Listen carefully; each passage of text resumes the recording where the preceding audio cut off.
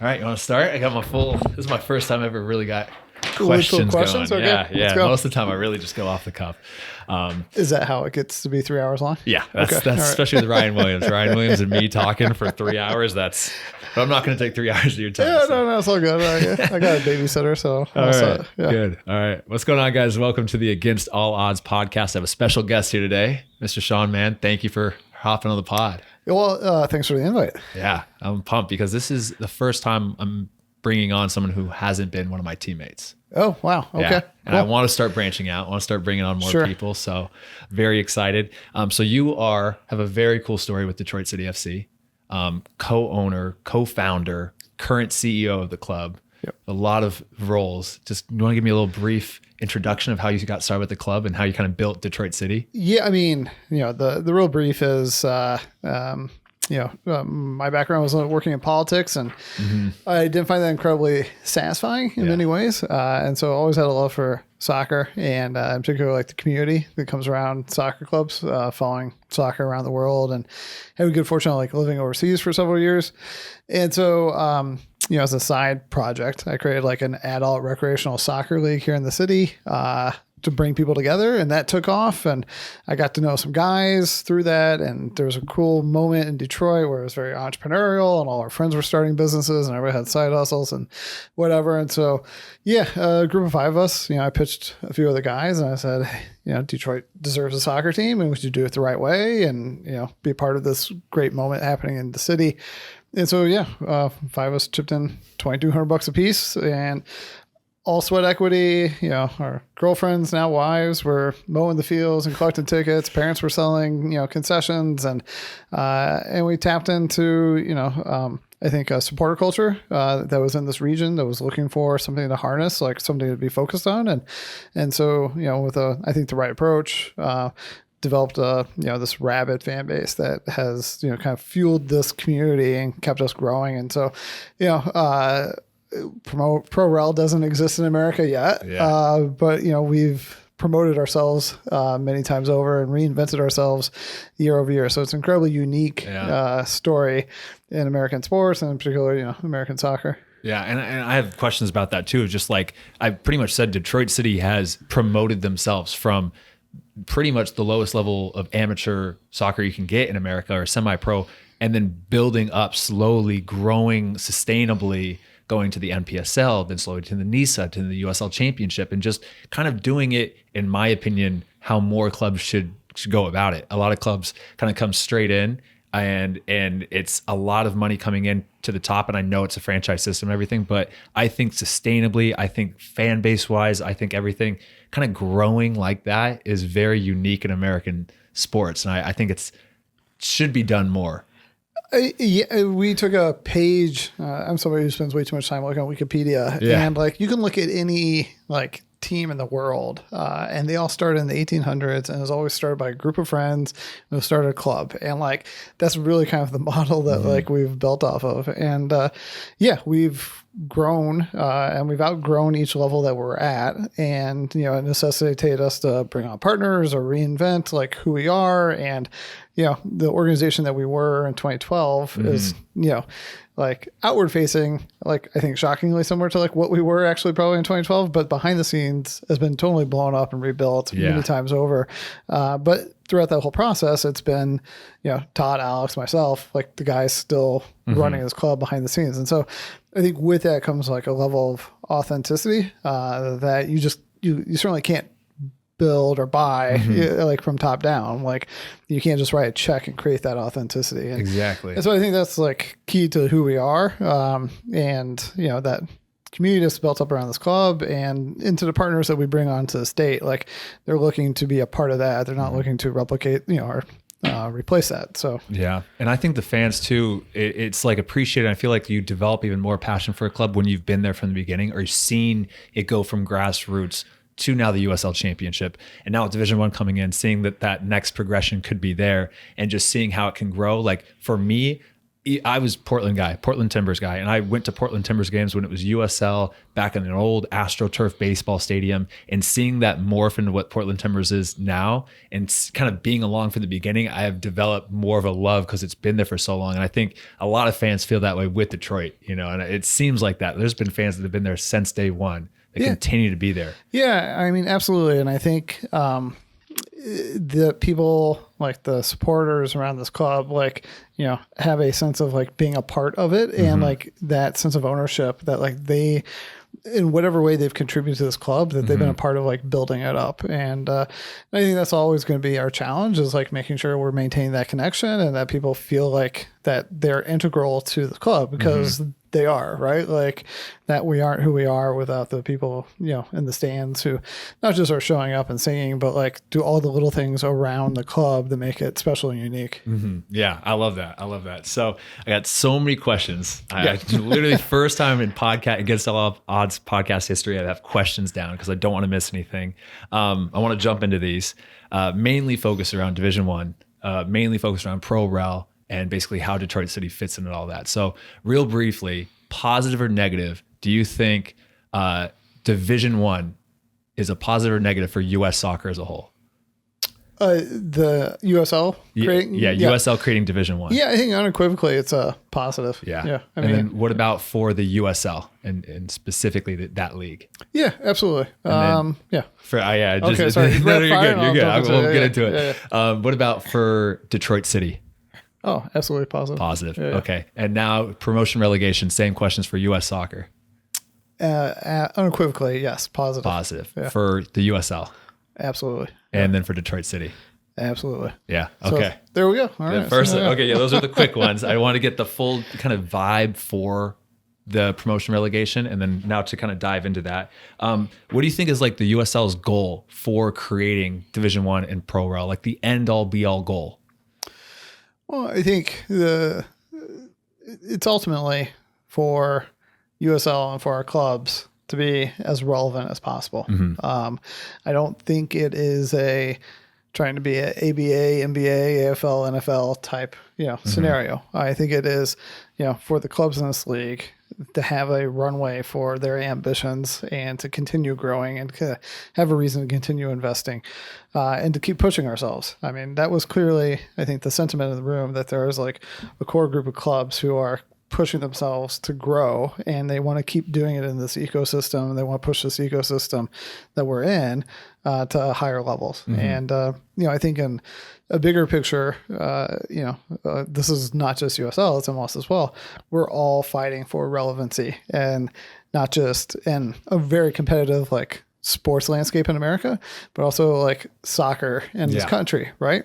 Like soccer is growing in ways, and it's reaching relevance in ways that I don't think anyone could have imagined, right? It's been the next big sport for 50 years, and it's actually like coming to fruition. The issue is that like, are American soccer clubs capturing that, or is it being captured by like an increasingly knowledgeable fan base that is being able to has access to the game around the world and a higher level of the game, and like gravitating towards that. And the pie is growing bigger, but like, are American clubs capturing it? And I would say no. And so we're all fighting to, be more relevant. Yeah. And I think even just the announcement alone, I mean, just the teaser of like, this is coming in a few years, you've seen how much buzz it's created everywhere. Like everywhere I go, I mentioned I'm in a USL championship team, people are like, oh, Detroit City, what's your thoughts on Pro Rel coming? It's like already, I heard the stadium's being built. It's like, it's very cool. I mean, we've been big proponents of Pro Rel, like, behind the door, like in the owners meetings. And, I would say the rationale is, again, that relevance, but also like, it's driven by a pragmatism of, that to that point of like, American soccer fans are watching us, like, the game being played this way across the world. So you have this like niche of the hardcore people who this is kind of what they expect, and they know that the world works this way. But now, like, what I never anticipated was like the lay person, like the casual, not even like casual sports fans who are watching Ted Lasso and Welcome to Wrexham. Like, they now understand what Pro Rel is. And wherever do you have an opportunity to like do something that like caters both to like the hardcores and the most casual people, and also like makes you relevant and unique in the broader sports, landscape here in America. I mean, it checks so many boxes that. It's exciting. Yeah. It's very cool. Even in the locker room now too, like we're kind of already guys are kind of getting excited about it and talking about what's going to look like. Like for that first year, let's say like 2026 before the 2027 season, or maybe 2027 before the 2028 season.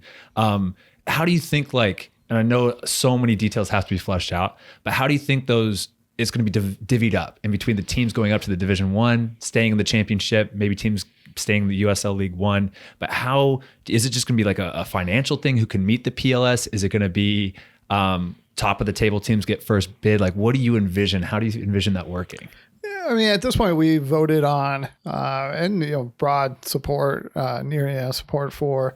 I would say, given all the conversations I've ever been in, owners being in various leagues, is about as close as unanimous as you ever can get with soccer owners. But broad support for the framework, right? And there's been various ideas put out there, and there's a framework shared a couple of years ago that I thought was like really thoughtful, really well done. And there's a more recent framework, and there's going to be tweaking going along with it. But the fact that we got to a point where like there is beyond a consensus that like we're moving in this direction and like holding ourselves accountable, like that's incredibly exciting. So in terms of like how does it work, like I think first priority is like getting to that solid Division I, right? Yeah. And so there are teams in the league who are there or near there, and there's teams who have plans that will get them there. And I imagine there's probably some teams that like that aren't in existence now that are going to be added to the mix to get us to, that 12 number or 14 number, like wherever we're going to be with U.S. soccer. So I think it'd be hard to say if the competition in 26 or 27 is going to determine who is in that group. But also I think, I think that's going to be the conversation the league's having with U.S. soccer about like, how we make this work, So, both from the PLS as it exists or how it's going to be adapted to this to, just sporting merit. And I think that's not been lost is that the sporting merit side of things gets brought up regularly in this conversation. So people have not lost track of that. Yeah, it's going to be really cool to see that, especially that first year. I think that transition year is going to be really interesting. Do you see Detroit City making a push right out the gate to try to go Division I? Yeah, absolutely. I mean, we're taking on the stadium project. We're full steam ahead with that. And that's with an idea that like, we're not just a participant in this league, that like, we're building to be the leader in this league. And so, so I think, and we're not alone. Like there's other teams with ambitions that have been more public. There's other teams that like, are talking behind the scenes that I know are working on stuff that like, I never thought would be this ambitious. Like it is amazing, like the kind of, has been just kicking the butt for a lot of people to like move things forward. With our stadium being built in the future, was that kind of planned with the idea of Division I and the PLS in mind? Was that just a coincidence that kind of was happening? How did that look? I mean, we got going with the stadium project like 4 years ago.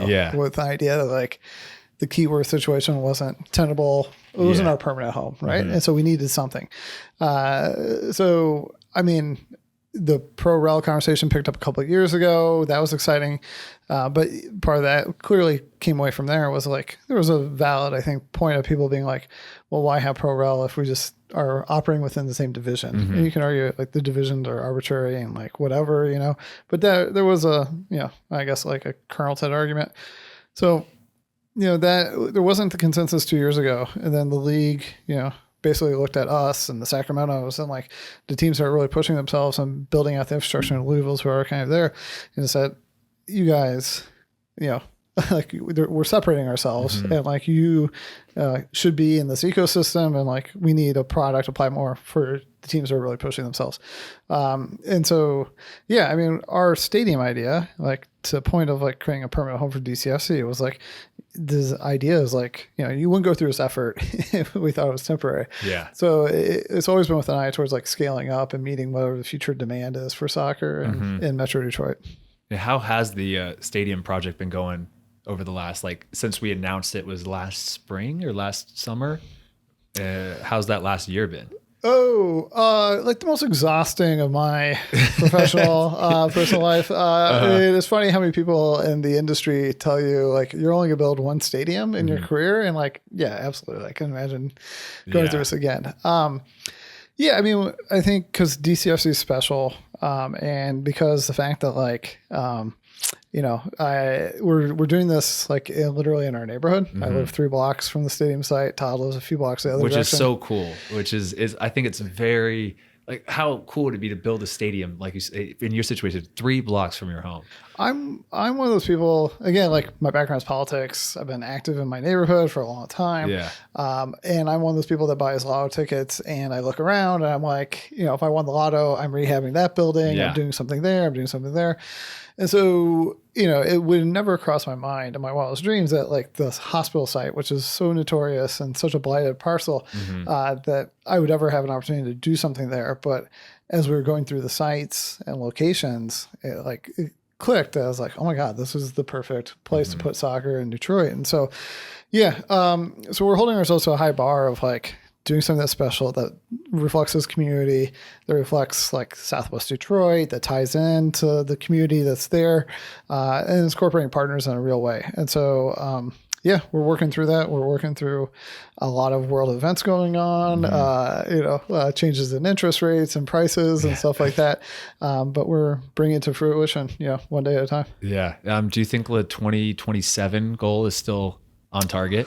It is. It's always been ambitious, but we are still technically plodding along. Yeah, I think it's very cool that lines up very well with the Pro Rel and with Division One coming in as well. Yeah. I mean, you couldn't have scripted it from our end, like all these things kind of lining up, and other macro things happening in American soccer as well. With the World Cup, like that was always on our mind, was like the World Cup being a key moment where everyone's paying attention to the sport.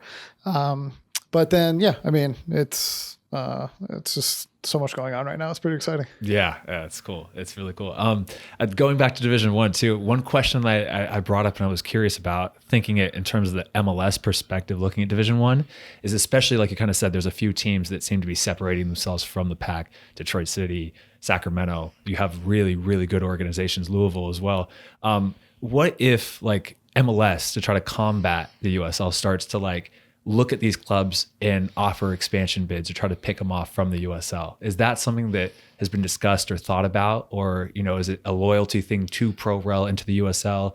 Or like, how's that conversation been, if there has been a conversation? I don't think there's been really an open conversation around that. Obviously, we recognize we don't live in a bubble, right? Obviously, we've seen several teams in the league make that move over or disappear because of MLS, right? So, but I also think MLS has their own things that they're working on that they've got to figure out. Again, it gets back to relevance, right? It's like, what are we doing to push ourselves to be as relevant as possible and to be Detroit soccer team or to be Sacramento soccer team, right? And so, that's what is top of mind. And for us, like, what USL has been doing and where they're heading is like the perfect platform, and the idea that like we're going Division One, in Pro Rel, like that's an incredibly enticing opportunity for us. Yeah. I think that especially doing Division One and coming out with this, I mentioned to somebody, I wish I would have recorded it and put it out there, but I said, if they do Pro Rel, it's going to be the best thing they can do. And then all of a sudden, I thought it was going to take months, and all of a sudden a few days later, or I think it was a few weeks later, come out with the Pro Rel. I'm like, that is such a smart thing to go and do, to separate yourself, doing, like you said, relevancy, doing something different, just to turn eyes and get attention to the league. I think it's very I think ambitious, but it's smart. No, I think it's a great move on the league leadership's part, by creating the Division One. The fact is, the folks in that room like are all competitive, and so the idea that like you're gonna get left behind like was a driver for a lot of people to step up things, and so that really was like the missing piece to get everyone in line with like this vision of like applying Pro Rel to American soccer. Because that was my question. I was like, why would someone, like on paper, let's say you're both Division One, but why would you go see a USL Division One game versus an MLS game when MLS has more money, more fans, bigger players, more money.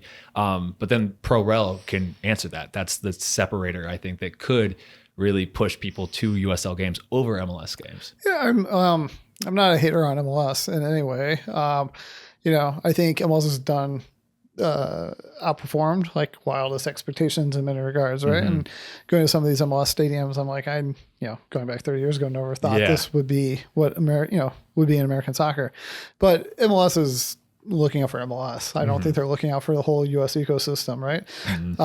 USL is an entity that like is looking out for USL, but I think these type of moves are certainly a sign that like we as a collective owners are trying to create a product that is catering to where the American soccer fans are, and that's very exciting, and again, it gets back to relevance, like people are talking about it, and that's the great thing about it. It's like, so much of American sports is driven by new stadiums, expansion. Like these are the exciting things, right?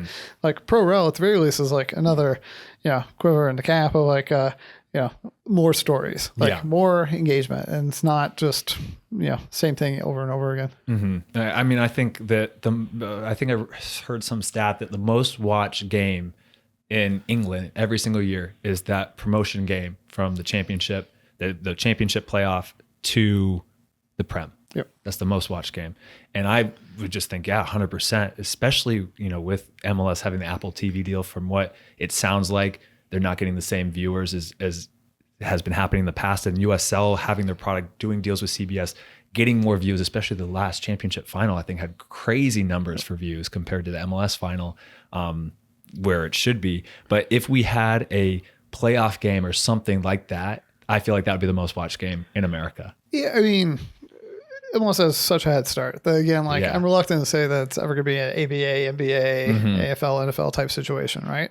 But we can only do we can only control what we control. And I think this is something that again, it's that relevance, but what is sports, right? Sports is just if it's a business creating memories, and our job is to create something worth caring about. And I think these are the type of things that naturally drive those type of things, right? USL is not a point where we have media deals that are of such note or consequence that going up or down are going to impact us that much, right?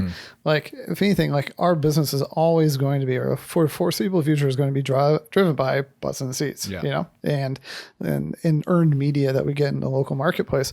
And so, this only helps draw more people to the stadium and that gate. And in doing so, hopefully, gets more media attention. But we still all have a point of pride where it's if we're building a, $150 million stadium, right? We don't want to spend next year playing in a high school stadium against other teams in smaller markets.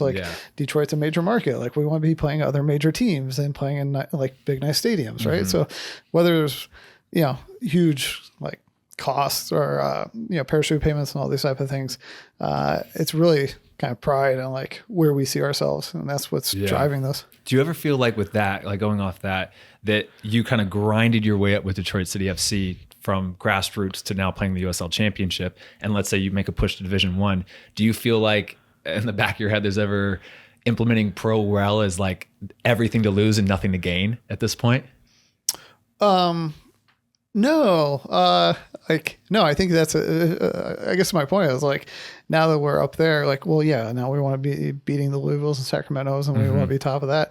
And the consequences are we're sliding back, and we're going to be playing in Toledo on on a Wednesday night. And so I think that's fun to be pushing ourselves. If anything, this whole, DCFC project has been this constant push of optimism, ambition, and drive, right? That defies all the odds, right? There has not, we haven't had a billionaire in the group. It's been us and bringing on partners over the years. But in that sense, it goes against everything about pro sports in this country and every assumption of what is pro sports today. So, I don't know, there's a lot to push us. And I always joke, people always ask me all the time, did you ever think DCFC would be this, but they've been saying that to me for 14 years now, right? And I always say like, yeah, I mean, like, you know, and I always say like, I could have never imagined who would have been a part of it or the path we would have taken. Like, who could have ever imagined American soccer? But like, yeah, I mean, I dream that like we're winning the Club World Cup, you know, someday down the road, right? Like that's the beauty of the sport, is that there's always like a path higher, right? That we keep pushing ourselves. You know, when we joined USL, did I think D1 was a possibility? No, not really. Like, didn't really think Pro Rel was either, but here we are. Yeah, that's cool. I like that. But I want to kind of look like, just speculate going forward for this first season that implements Pro Rel. And this, I know there's so much over the next 3 years that has to be ironed out, that all the details. But just like as a fan, what would be your ideal season? Would you want to have playoffs at all? Would you want no playoffs, shortened playoffs? Would you want to have a promotion game, championship game, or a playoff system to get promoted? Would you want the relegated team and the promoted team to play each other? What does that look like for you? So I guess if I'm wearing both, like, I guess I always approach this as a fan, right? Like, and I think there is something to be said too, that like, just because like, you know, Premier League Championship does it one way, it doesn't mean the Germans and Dutch don't do it the same way. Exactly, like there is like variations to it all over the place. So in the conversations we've had, I think among owners is like, you know, there is the sporting integrity, right? And there's some degree of like pragmatism towards like, you know, how Americans treat sports. And so I think inherently there's going to be playoffs involved in all this, right? And I think we're within, based on these initial conversations that like I've been a part of, you know, as people have kind of brainstormed, like, yeah, you're gonna see, you know, certain people going up, certain people going down, playoffs, maybe there's playoffs in between. Like, I think like every scenario you can imagine has been thrown out there to date. But if I'm wearing like my fans hat, like, yeah, I mean, I would see that first division, you know, probably having a playoff to decide the champion. Like, that's just so ingrained in American sports. I would love to see the playoff between a team dropping and one of the teams moving up. Like, I think that's, you know, Germany does that. That's super fun. And like, again, it's just another story to tell, everything on the line, you know? So, you know, I think those are things that I would, you know, anticipate or push for, I guess, you know? So, I mean, again, butts in the seats is still a key component of the economics of all our clubs. And so, you know, like if we're creating these stories and narratives, like playoffs generally are a plus positive for teams, at least half the teams. So, so yeah, like, yeah, they're going to be a part of the that's what I had in my mind, was think of that no matter what, we'll still have maybe a shortened playoff to decide the champion that way, like the final cup. But then I would love, like you said, to see something, either a team relegated facing a team that's promoted, or like how they do in England, where the last like 4 teams get a all battle for that one final spot to be promoted. Those games I think would develop, or would put so many butts in seats wherever those games are played, you know? I mean, playoffs are tough for where we're at, in that like, for where we're at right now, because we don't get the earned media that we'd want to, right? You know? And so we had our first home playoff game against the Rowdies, right? In USL. And that was an awesome atmosphere, right? Yeah. Like, but we only had a couple weeks notice that we were having a home playoff game. And often you don't even have that. And so it was a quick turnaround to like fill the stadium. And you know, we're fighting for relevancy with local media. So it's not like we got a lot of local press, you know, pushing it. So, yeah, I mean, it's always interesting where teams are coming from when it comes to conversations around playoffs, because some teams are everybody should qualify for playoffs. Like, playoffs are how we drive revenue. And other teams are like, I can't fill the stadium in regular season. How am I going to fill it, you know, like playoffs? So, you know, it's not like the majors where you have this whole industry pushing and helping you sell those tickets. Like, it's still on us, and it's a really quick turnaround. Yeah. Overall, and I know like with playoffs being such a revenue driver, but what do you think with like Pro Rel overall, that majority of clubs will be spending more money now? Yeah, I think it's probably the likelihood. I mean, I think we'll see with Division 1, like what happens, like where that shakes out and where teams think like a natural spot is for spending. You know, again, the people in that room, the ownership are like they're competitors. And I always find it funny, like now that we've been in this long enough, like when people are like talking about like owners being like greedy and they're only out to make money, and I'm like, and as the one who is principally tasked with raising capital for DCFC for the last 15 years, like, my God, if you're looking to make money, there are a million other places to put your money. Like that is like lower division soccer is not the place to put your money. Like there's a whole reason, it could be civically minded. It could be like a personal, like, love of soccer. It could be, you just enjoy competition. But if it's just about making money, like, soccer team ownership is not the place to do that. And so, I don't know. People are going to push themselves and they'll probably spend more than their family office or accountants would recommend. Yeah, because I think that it will really push, especially because in America now it's like if you're at the bottom of the table, sometimes you can just be like, it's a wash, And I've been on teams that are in that situation, and you can see the spending start getting cut. And in reality, and the flip side, in other places where it's like when I was in Germany, even in the lower leagues, I joined a team that was bottom of the table, and they made a spending push that season to try to bring in a few extra players just to get to like third, fourth bottom of the league so they wouldn't get relegated. Right. And same thing, teams at the top of the table starting to make a push to get promoted.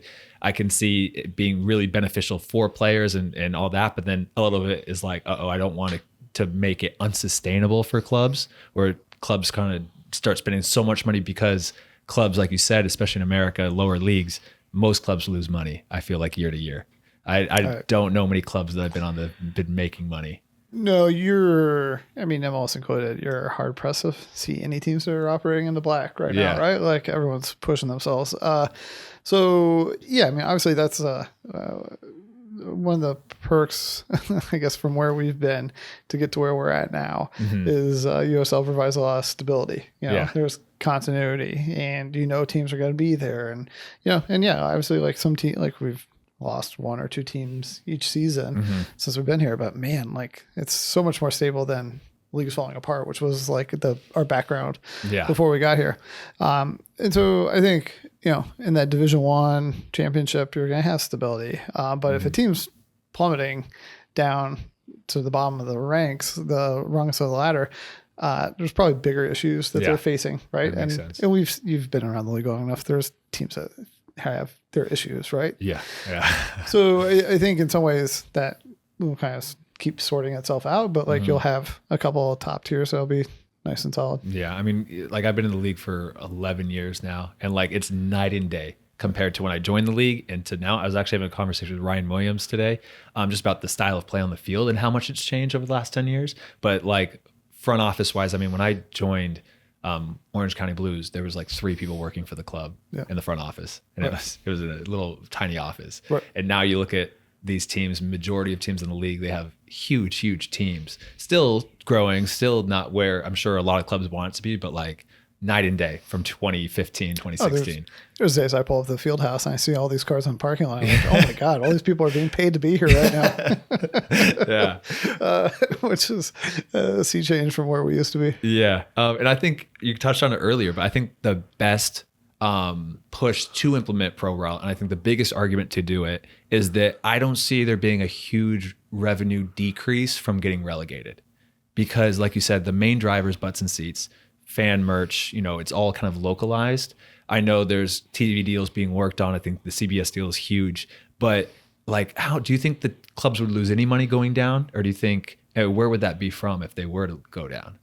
No, again, like all revenue is really on us, for, what people think USL is. Like the clubs are extremely independent and, pros, cons, whatever, but like, so all the revenue's on us.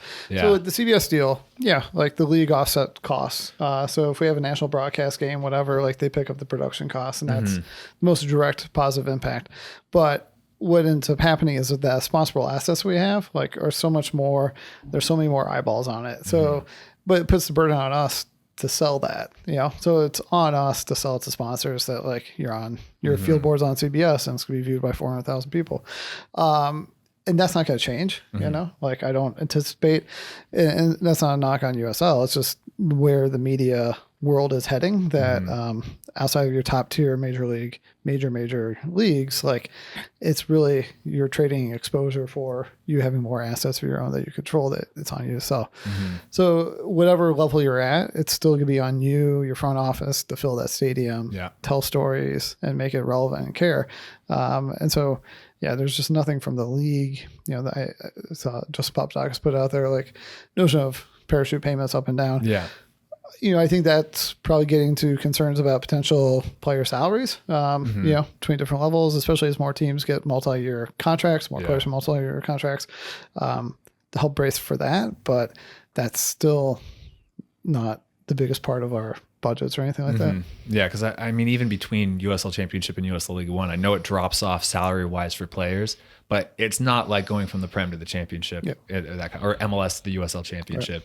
Right. It's slight, but it's not, I don't think, going to be crazy. But it is interesting thinking, even just like working on the next CBA or players' multi-year contracts, how that's going to look with minimum salaries, because what if the team gets promoted and then all of a sudden your minimum salary, and I mean, I'm sure that's going to be worked and talked about over the next few years. I'm not on that committee, so it's hard for me to weigh in. Not that I could, but yeah, I mean, these are all, I'd say, like, you know, with the fun opportunities come, you know, fun new problems to solve. Yeah, but the 3 years, I think, is enough to figure out those smaller details. I don't think it should be too much of a problem. The only thing that I was thinking too is, like, with US being so big, if there's like a league with promotion relegation, it would make sense in my head that every single team has to play home and away, even if it's Eastern to Western conferences, because then you might get into the point of, like, is it unfair who has the strength of schedule and all that kind of stuff. So I feel like that would maybe be the only big expenditure in terms of going forward in implementing Pro Rel. Yeah, I mean, we need more people caring about soccer in this country. More people caring about American soccer clubs and their local clubs, right? Yeah. And part of that, like, to make the pyramid work, is for this whole thing to work is, it's, you know, I'm not saying anything out of turn here. Like, look at League One. League One desperately needs more teams. Like, teams operating at that level should be playing regional schedules, right? And so, as we think of, like, what the pyramid is, I think that Division One gets filled up. And actually, to be real, like, I think it'll be quite a while before anyone gets relegated. Like, I think Division One gets filled up, and then Championship gets filled up. Growing up, right? And then teams start filling in League One, right? And you know, you could and you should see, you know, a Division One that's national. I think a Championship that is national or East West like it is now, and then League One. Not so confusing, Division One, League One, but League One should be regional. Like, you know, you shouldn't be flying from Spokane to Tormenta. Like, it doesn't even make logistical sense. Like, you know, it's tough. Like, it's a lot different of a travel expense with our country being so big. Yeah. I mean, how many times do we have these Europeans who come over here who have never been to America, let alone played sports in America, and we're going from Tampa to Detroit to Colorado, and like, it's just hard to convey here. Somebody on the team, I think it was last year, we went to Arizona for preseason camp, and I was talking about how the time changed, like 2 hours or 3 hours. And he was like, what do you mean the time changed? Right. I'm like, we're in a different time zone. He's like, you guys have different time zones over here? I'm like, yeah, we can. It's this big country. Right. I lived in England and Greece for a few years there. And Europeans just don't appreciate the scale of this country, right? And so even as an American, you don't appreciate it until you, like, drive across it or, like, really, really see it. Like, do those cross country flights. You're like, wow, I'm still a third of the way across America. It's been 2 days. No, it's so as we fill up the pyramid, like, we just need more teams, and there should be teams in Toledo, there should be teams in Lansing, like, that should be playing at the lower level, and that's the exciting thing about Pro Rel is that, like, those teams do well as long as we can work with US Soccer on the PLS, like, you know, that they kill it in their market, both, like, in terms of relevancy, but on the field, and, like, they can be moving up. And, you know, and if we screw up and, like, we're moving down and we're playing Fort Wayne and Dayton, Detroit teams don't play Fort Wayne and Dayton. They should be playing, you know, Indianapolis and Tampa Bay, like, you know, so, like, that's the pressure on us to keep investing and stay up. Yeah. What do you think of the USL franchise model, or in America too, with this? Like, I know this is a huge question, but do do you see the franchise model existing for a long period of time? Do you ever see it switching up to something different? If it does switch, what do you see it switching to? So the franchise model, yeah, I mean, it's interesting because like we came from MPSL, and then we were in NISA, and NISA was like, on paper it's supposed to be like this totally open system. MPSL as well as amateur, and there's actually federal laws that like govern like some of the parameters that you had around teams there. I think where we're at now and the investments that we're making, like you do have to have some degree of like protections, but it's not as rigid as like it comes down to like the local teams. And there's some obviously like cases like Chattanooga where a local existing team got boxed out by a USL team. And that came down to personalities. I think we've typically, and you can see like, we've been very open to like PDL or USL teams playing in this region. Like we don't see it as like a threat. But I feel like you do have to have some degree of certainty to like get people to invest in American soccer. I think with time that becomes more liberal for certain for like where we're at. MLS is very rigid. Like they got 30 teams and they've got a big pie and they can only split it so many ways. And so, but we don't have that pie. It's more about your relevancy in your local market. So the territory rights is probably like the biggest sticking point, with USL, but frankly, every team has a slightly different arrangement. Like that's not set in stone with USL, and different teams have different thoughts on that. I think we're probably more liberal to it or open to a conversation, but I can see where, in certain markets, it's still not an obvious thing to be selling soccer, lower division soccer. And so, you do have to have some like guardrails to protect, the money you're trying to bring in. Yeah, that makes sense. What do you think? Like I was thinking, let's say 10 years down the road, Division I solid, all of the USL leagues are solid. Pro Rail's working. We're going up and down now.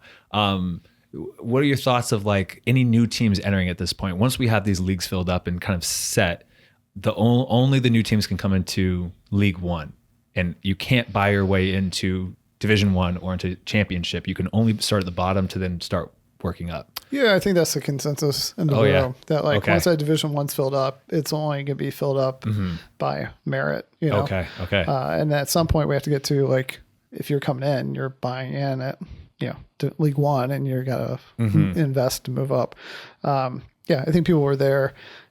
I think one of the other comments, not talking out of turn, but like a common thought among owners in the room was this like, hey, anybody else who's coming in has to be bought in on Pro Rel. Like you can't be bringing in people unless they're fully bought in on this motion. We don't want people coming in who are like close the door behind them. Like if we're taking this vote, this is who we are. And so you got to buy into that. And so that seemed to be part of that consensus when we took the vote, is that recognition by USL leadership that like ownership coming in has to be, for Pro Rel. Yeah. Okay. Yeah, I like that. And we've touched on the PLS already. I kind of want to dive into that. Overall, do you think that the PLS is outdated? Do you think it needs to change? Do you think it's going to change? What are your thoughts? I think everybody in the sport thinks that the PLS needs to be changed one way or another. And that's, it hasn't been changed in quite a while. And the sport's changed so much, right? Now there's been the NASL lawsuit that's been going on for forever. I got deposed in that lawsuit maybe 5-6 years ago at this point. It's gone on forever. And so I understand that like US Soccer probably was not looking to change PLS while that was going.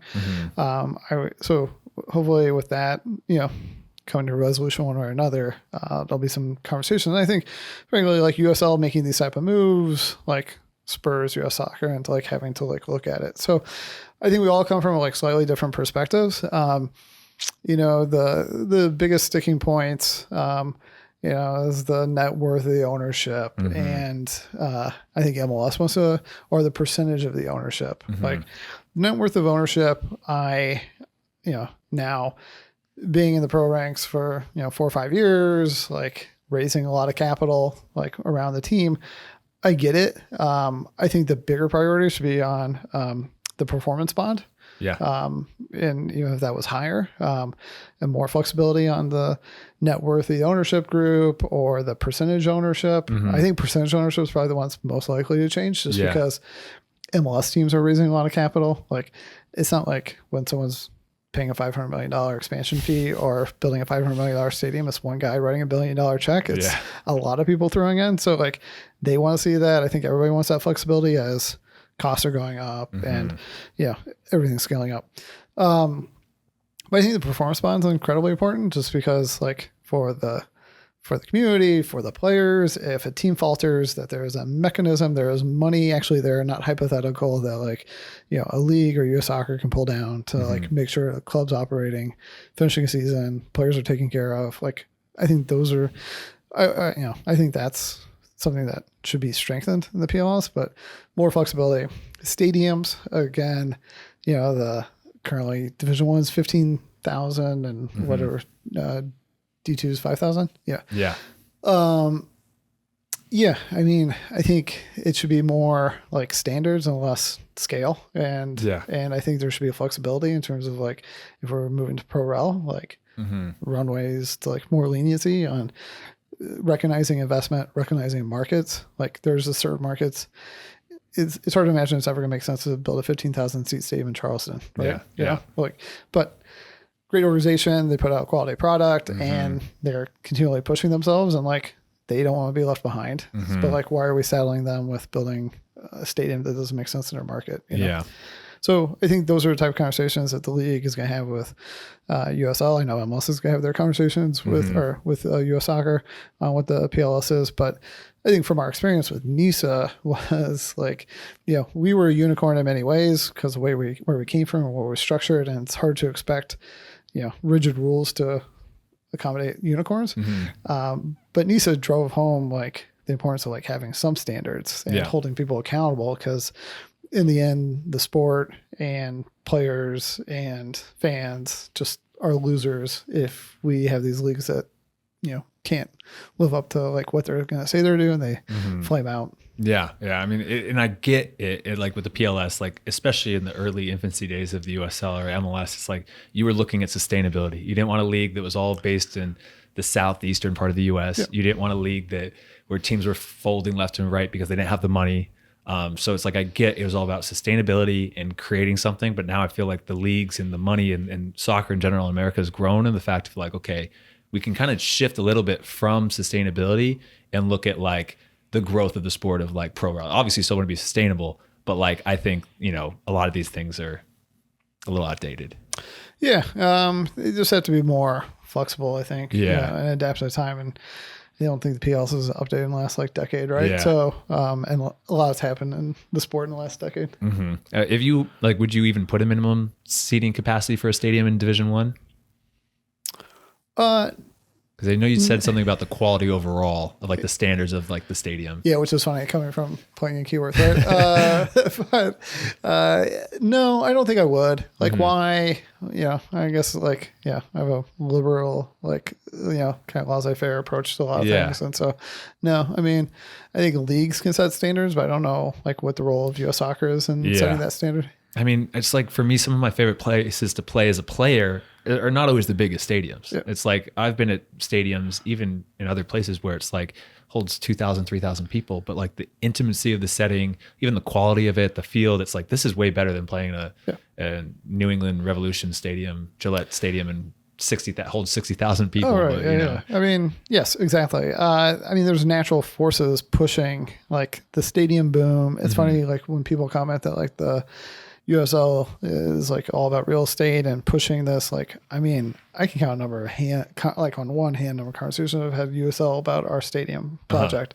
Like, it's us that's pushing it. It is us. And like, it's the other teams in this league looking around, seeing like, who's driving the most revenue, who's spending the most on players. Like, it's not rocket science, like, and that's, I think the Division I Pro Rel just gives us a more justification, more of a runway to keep pushing ourselves to like take on these endeavors. It's not the league that's pushing it.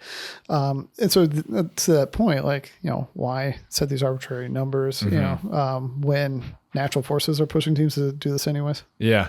One thing I was thinking too, I mentioned in my video, was like, I was just curious of throwing out the idea of like with the pro rel being more organic, let's say 10 years down the road, like what would happen if all of a sudden Eastern Conference became way, way stronger, all the Western Conference teams were starting to get relegated, and then all of a sudden you have a Division I league where it's like you have one West Coast team in the Pacific time zone. Like, is there a way to stop that from happening? Because I mean, I don't think that's good for the league to have all the teams in one time zone. But at the same time, like you said, sporting merit is important. If that's where the better teams are, that's who deserves to be in the league. Yeah. But I just think it's interesting because US is so big.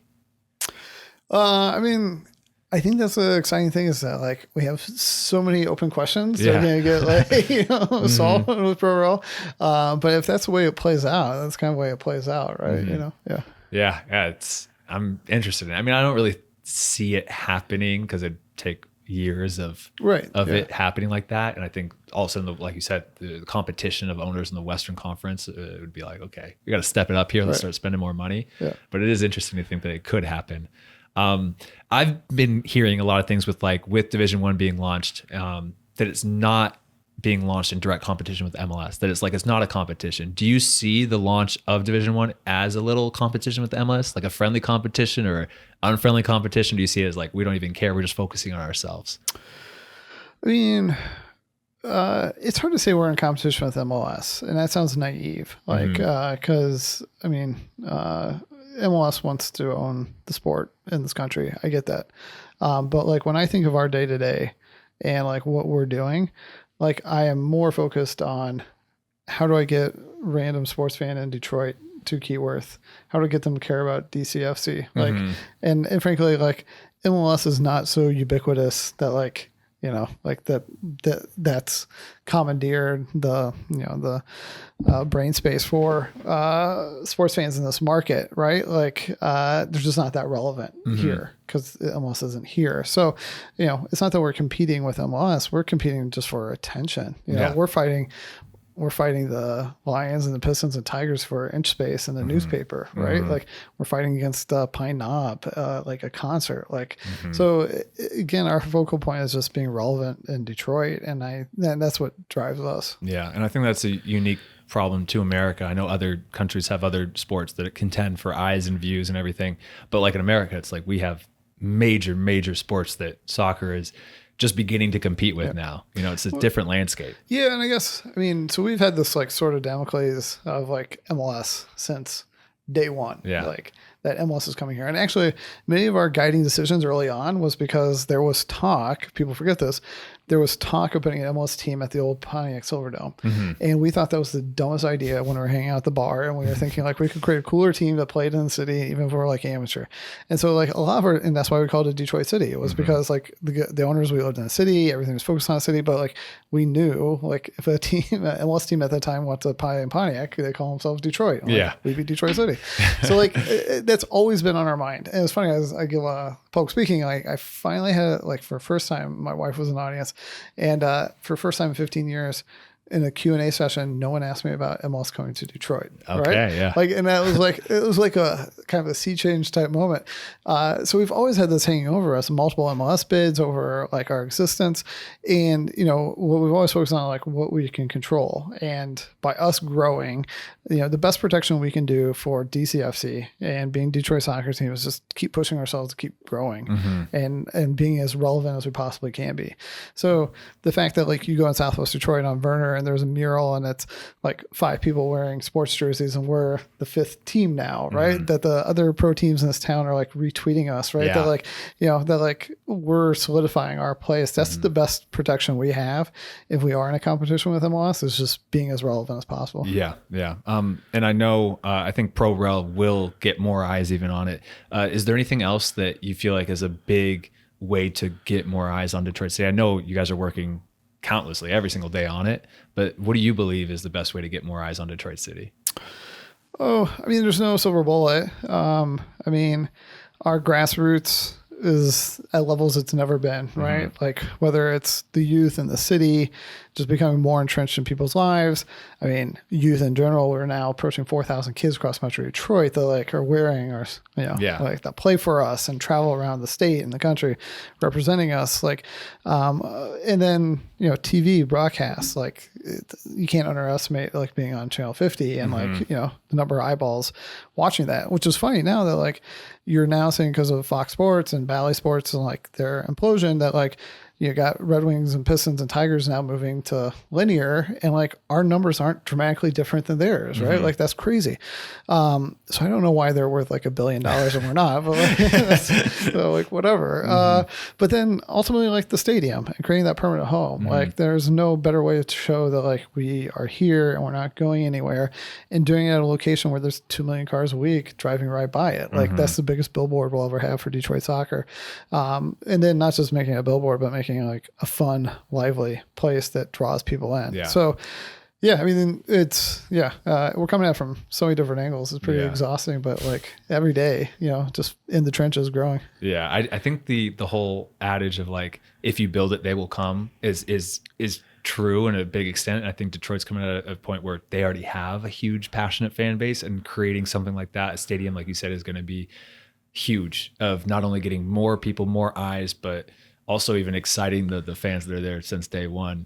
It is very exciting. My wife, bless her, she will say, I was at this meeting so-and-so and they didn't know we had a soccer team.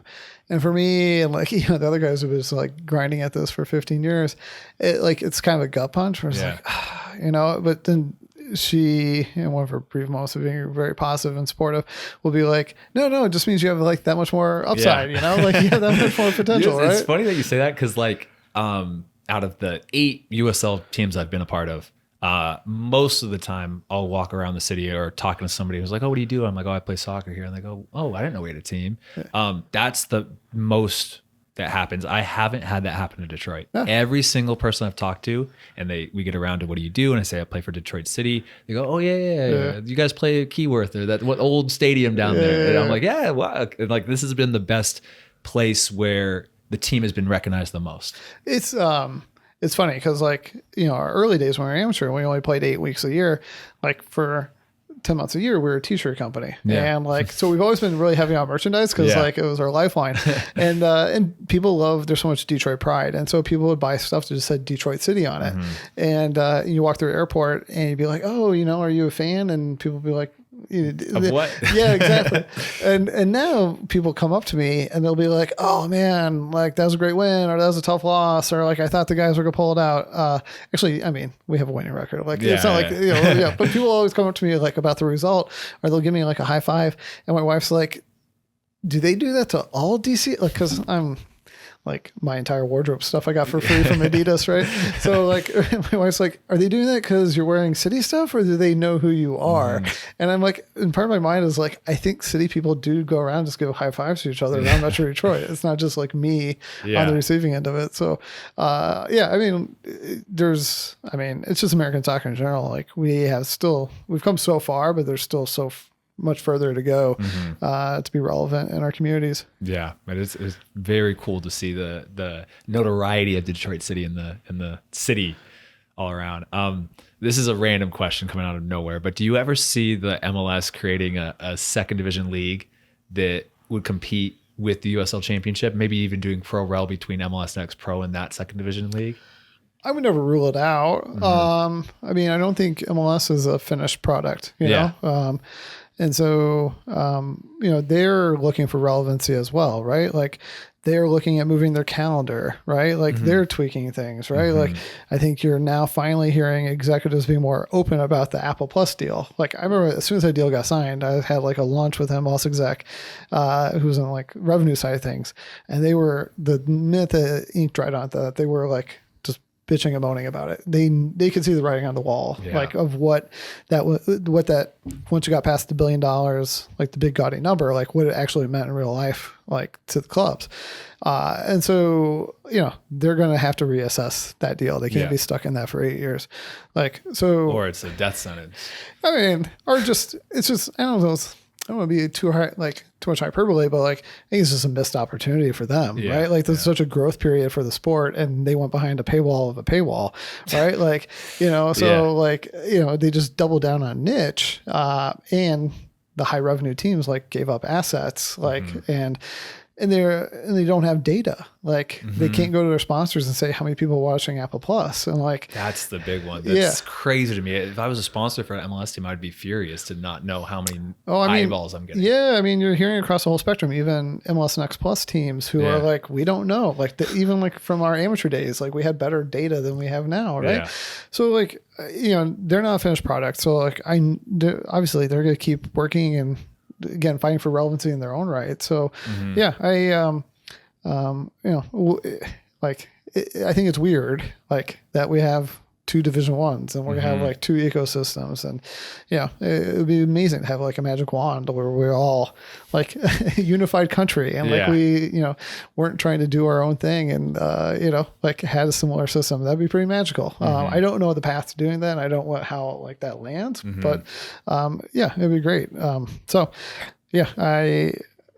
We're doing our things, and it's getting people talking, and I'm sure MLS is going to do their own things. I think the calendar switch is probably the most upcoming one that's going to be pretty seismic. Do you ever see the USL doing a calendar switch? No.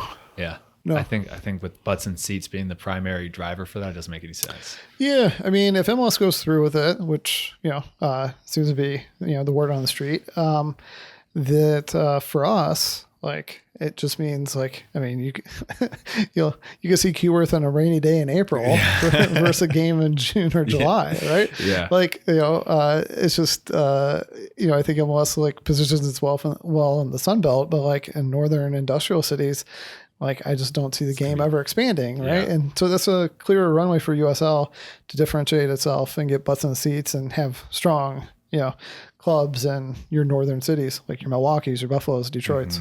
Yeah, it's tough. And even going back to the MLS paywall as well, like with that, it's like when I heard about that too, like my whole biggest thing with YouTube and everything has always been like, don't paywall anything. It's always put out as much, you want eyeballs, you want views on it, you want everything. And it's like, give out the best videos, best everything for free. And I'm not saying that's how business should be run, but like making it difficult for the general population to see your product is tough. Well, I mean, we're of a age where everyone can see everything online, but like for us, like broadcast and getting sponsors involved, like when we went first pro with NISA, like we went on local linear, like we went back on like, old school, like 1980s, 1990s sounds like old school, but like, like, we went on the CW channel and, it was something we could sell sponsors. Like, you've killed it on YouTube, like, but like we couldn't figure out how to stream a game and get enough eyeballs, but like the casual fans watching on channel 50, channel 20 was something that got sponsors engaged and made sense.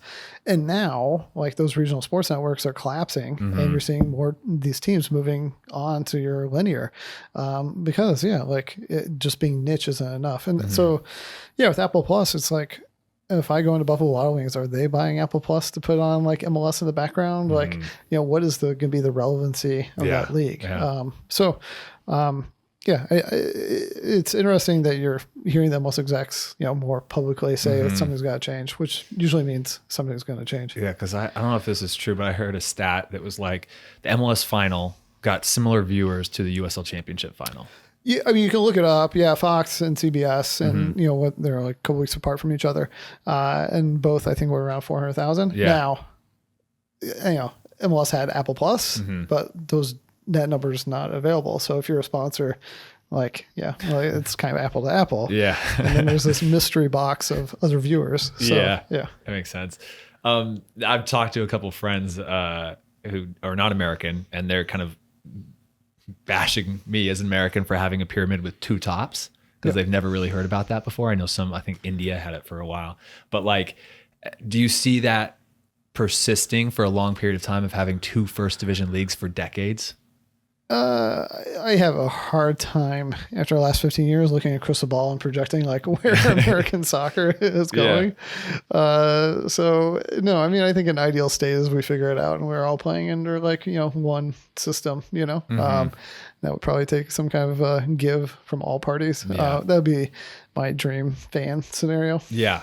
Cause I see a lot of comments. I think people that are not Americans be like, oh, why don't you just merge with the MLS? Right. Like, well, they don't, they don't want to. Right. Yeah. I mean, their business models, built off expansion fees, very big expansion fees, and USL has a different business model. And that's kind of, and that's from the league perspective, which is unique in world soccer, that the leagues are set up differently. So that, merging or whatever acquisition, it'd be complicated. But I don't know. There's so much trending, so many things that are happening have happened that's hard to, nothing's off the table, I guess. Yeah. Because I've seen, even when I first saw the Division One, I was like, before the Pro Rel was announced, I was like, I wonder what the ultimate goal is. Like thinking from the USL, is it a merger of some kind? Are they trying to get it bought out? Is like, what is it? And then I saw the Pro Rel, I'm like, oh, it's they're trying to create something different. Yeah. And it made sense of why Division One was being launched. Yeah. I mean, I think that's, again, if MLS were to go to a European calendar, it's probably why we stick to our current calendar, because like it's a differentiator. Yeah, and I think it's gonna be very cool to see if Pro Rel is enough of a differentiator, because there's a little part of me that's worried that it might just be a differentiator for the hardcore fans, even though we've talked about it and I've seen like my cousin asking about it. He's just a football guy, like an NFL guy, and he's heard about it. So I'm like, well, maybe that is enough to spark interest. And like you said, with Ted Lasso and with Wrexham, more people are starting to hear. Well, I never imagined, like, I'd watch Good Morning America and they're talking about a 5th division Welsh soccer team, right? Like, so I mean, that's pretty remarkable. I think there's something to be like being first to market, and that sounds so dumb because the rest of the world's been doing it for so long, but like being first to market, there's something to be said for that. But I guess I want to be clear, like, I don't think there's any single, silver bullet or panacea here. Like, we've got to do multiple things, to be relevant. It's about building the infrastructure, getting that investment. It's being relevant, it's developing, close ties to our supporters and that fostering that community around those clubs that create that atmosphere that people want to be there. Right. So, there's a lot of pressure on us to do this and do it right. And, it's a lot going on these days. Yeah, a lot. Plus, on top of all this, like trying to build a stadium too, going to be a little busy. A lot going on. I think but the stadium feeds into all that, right? It's, we're approaching it in that sense that like we want to create something that's special, unique, that like reflects like this community, both like the community around the club, but like the broader, city of Detroit community. And so I think we do that right, and we're creating that atmosphere, the one we have now, but like even more enhanced in many ways. That all tells a separate story and like differentiates DCFC from the other teams in town. And then you can layer into it these narratives of why a game matters against some team on a random October night. Yeah. I love the best part about Keyworth for me is the supporter section along the sideline of the field. And I know there's been talks about keeping that going forward. How else too is there anything else that you're trying to keep from Keyworth and implement into this new stadium? I mean, we are the only team in North America that has supporters front and center. And that's kind of, from our perspective, like core to who we are. So, I mean, that's something that means a lot to us. I mean, we'll be going into like a feedback period, and I'm always interested to hear from supporters and fans, how they identify DCFC and what matters to them.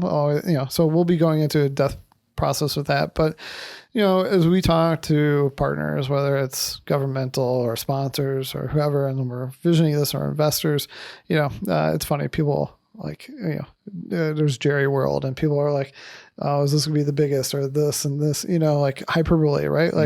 And I can't say this would be the most tech savvy stadium. It's definitely not gonna be the biggest, and it's not gonna be the most expensive. Hopefully not. But what I can say is we're pushing for it to be the most locally oriented, authentic stadium in American soccer, and, if we're just trying to recreate the other stadiums in town on a smaller scale, it's just a losing proposition. And so I think all of that is done with an eye towards like, what is DCFC and amplifying what we are now. And just setting us up for success in this next chapter of both the club, but American soccer. Yeah. And I feel like I was talking to Shrek about this too, but like, even bringing on other investors and growing and expanding, it's like you kind of have to do the same thing as a club as a whole of growing this way where you're bringing on more money and almost in a kind of going, getting corporate without losing the sense of that this was a grassroots club created by friends. Yeah, I mean, what's incredibly exciting is, like there's no one person like funding the club or this one project, right? And we've brought on more people, but everyone who's come on board is bought in and like it's still us. It's still Sean, Todd, and Alex at the helm here, and that's not changing with this next chapter. The people who are helping bring the stadium to fruition are investing in us as much as they are the stadium and everything like that. So that kind of connection, for foreseeable future is intact. I'll still, while you guys are warming up pregame, I'll still be at the front gate doing my Walmart greeter routine and like shaking hands and everything like that. Just be a slightly bigger gate with more people coming through it. Yeah, it's exciting. I think the next this has to be the most exciting time in American soccer for the next 3 to 5 years that I can imagine. Well, I mean, yeah, and somehow Lawson Mex is like the World Cup happening. Yeah, right. Plus on that, which is just huge. Like I said that in my video as well that I put about promotion relegation Division 1. It's the best time. It's the best time to do it with the differentiator, more eyes on it. I think it's prime for success, and I think that it sounds like it's going the right way. But I'm excited to see this in the next 3 to 5 years. Yeah, I mean, I wish this was happening 5 years ago when I was younger. That's my only gripe with it. Why couldn't this be going on in 2017? Yeah. I trust you'll have a role in the American soccer landscape one way or another, however, a number of years from now. So, I mean, there's so much work to be done. It's so much opportunity that like wasn't there before. But also, the last 15 years taught me like there's could be so many curveballs thrown our way, so it will be nothing short of interesting. Yeah, I'm excited. Well, I mean, you answered all my questions I had about this. I really appreciate it. Any other shout outs or things we didn't talk about that you want to mention about PLS or Division 1 or Pro Rel? Any secrets you want to give? No, I think I'm tapped out. No, this has been great. Really appreciate the invite and making it to the studio here. Yeah, I appreciate you coming out here. I know you're a busy man with your whole schedule. So anyway, guys, really appreciate it. If you liked the video, hit the thumbs up button, subscribe. I'll see you guys in the next podcast. Thank you.